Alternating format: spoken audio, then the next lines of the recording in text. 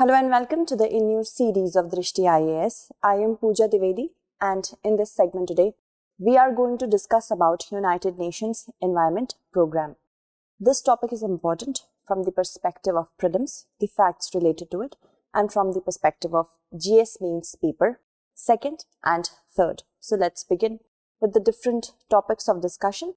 And before we begin, you have already seen UNEP at 50. That means United Nations Environment Program is going to complete 50 years of its existence in 2022.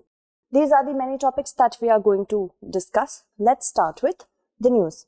So what is the news? The news is UNEP is turning 50 and we have to look at its many achievements, what it has achieved in the last 50 years, what more it can achieve when we talk about the pandemic era and post-pandemic era. We will also discuss about how India has done wonders in cooperation with UNEP. So, United Nations Environment Program, it came into existence in the year 1972 when there was a need felt that all these environmental challenges need a central authority to dedicate the policies in coordination with each other. So it brought from various stakeholders to government agencies, NGOs, civil societies, non-governmental organizations at one single platform. Its headquarters, it is at Nairobi, Kenya. Okay. So these are the certain factual points that we have to remember. Also, as I have told you that it is a central authority, a central global authority that sets the environmental agenda. Not only that, it also promotes the coherent or logical implementation of the environmental dimension of sustainable development within the United Nations system and serves as the authoritative advocate for the global environment. It has 193 member states and the UN Environment Assembly is the supreme governing body of the United Nations Environment Program. Also, it has certain agendas. The agendas are based on certain themes. It has divided it like climate change, disaster and conflicts, ecosystem management, environmental governance, also chemicals and waste, resource efficiency. In addition to resource efficiency, UNEP also works on environment under review and the funding of United Nations. It is dependent on what the member states, the partners, are voluntarily funding it through. 95% it is dependent on that. Moving on, if we talk about the sustainable development goals, how many sustainable development goals are targeted by UNEP? The first one, which is the goal 1, no poverty. Then gender equality. That is our goal number 5 under sustainable development goals. Goal number 12, which is sustainable consumption and production. And goal number 13, climate action. Along with that, goal number 15, that is life on land, and of course not only life on land but also water. Goal number 16, peace, justice and strong institutions. And the biggest sustainable development goal, number 17. All this is futile if we cannot achieve it through partnership. Goal number 17 talks about what partnerships we can form through the different platforms to achieve these goals. Moving on, the significant achievements range across various sectors. It provides important secretariats for from a very microscopic perspective as well. So that is why UNEP is the central global authority, because it hosts the secretariat of so many important agreements. Not only that, it also continuously does scientific research to give a scientific as well as a legitimate basis for any kind of climate action. So it brought stakeholders on a common platform. This is the biggest agenda. This is the biggest achievement of the agenda. It also played a leading role as the docking station. That means whatever initiatives are there on the microscopic level as well, they are docked at United Nations Environment Program. It has the docking station for 15 multilateral environmental agreements. These include Minamata Convention, United Nations Convention on Conservation of Biodiversity, that means United Nations Convention of Biological Diversity.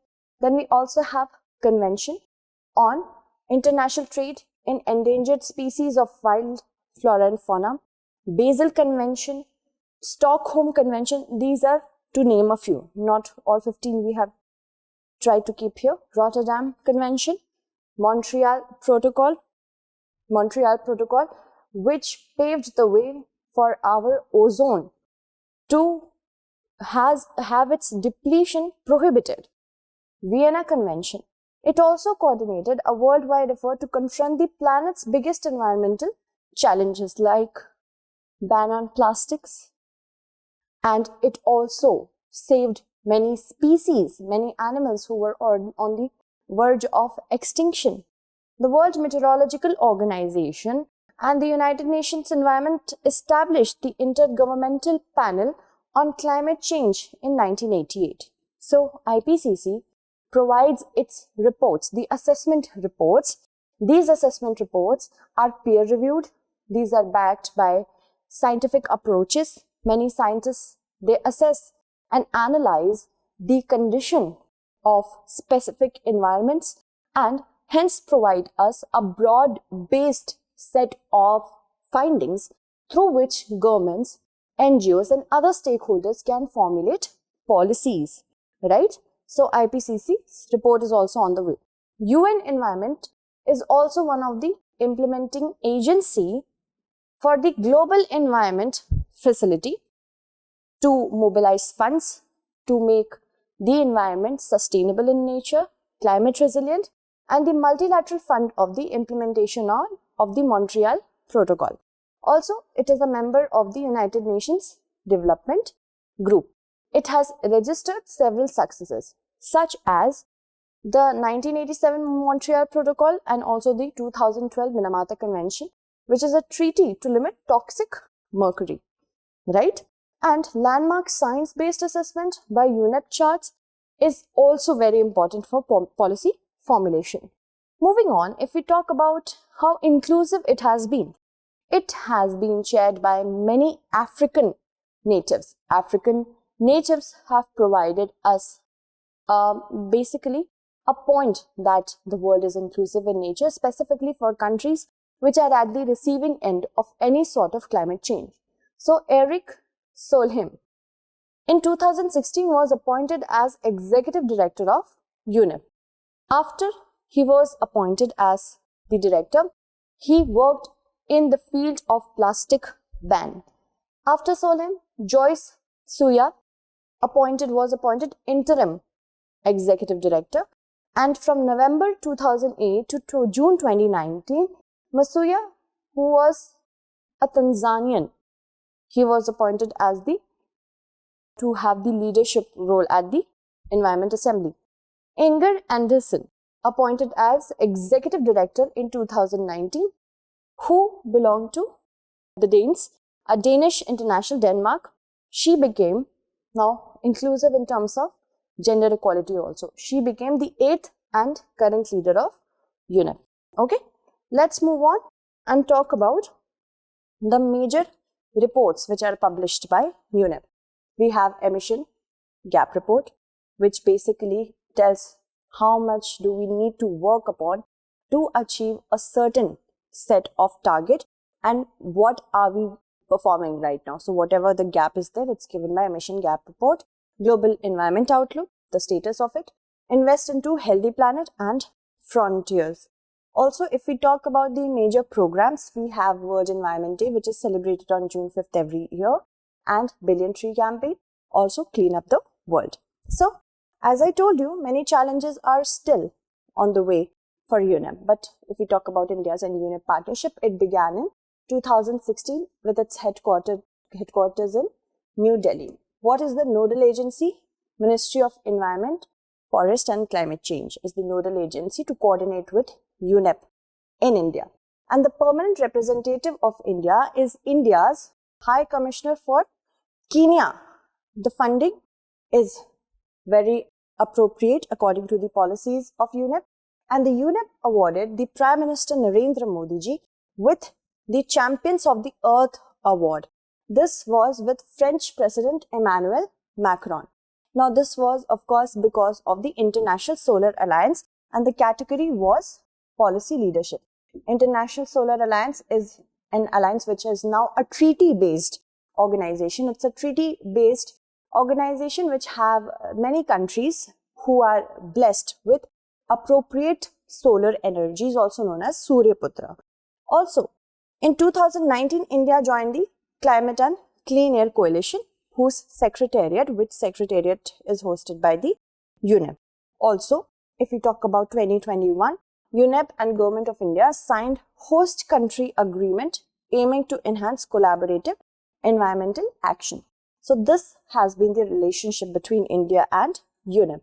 And if we talk about what the future holds for UNEP, UNEP has a lot of challenge, from plastic accumulation because of the medical wastage, the PPE kits, the many important diagnostic kits that were needed for COVID-19, how they not only polluted the environment, territorial environment, but also aquatic. Also the emissions which will be in place because the countries want to bounce back to the economy, to the previous performing economies as they were in lockdown. So UNEP has a lot of role to play. We definitely need new treaties which are based on scientific research and which are directed towards getting the world back on track sustainably, because climate change is something which is very alarming. Now, if we talk about our question, just have a look at it. For 50 years, UNEP has coordinated a worldwide effort to confront the planet's biggest environmental challenges. Discuss. Do this. That's it for today. Again, we shall meet with another important topic. Until then, stay updated and thank you so much for watching.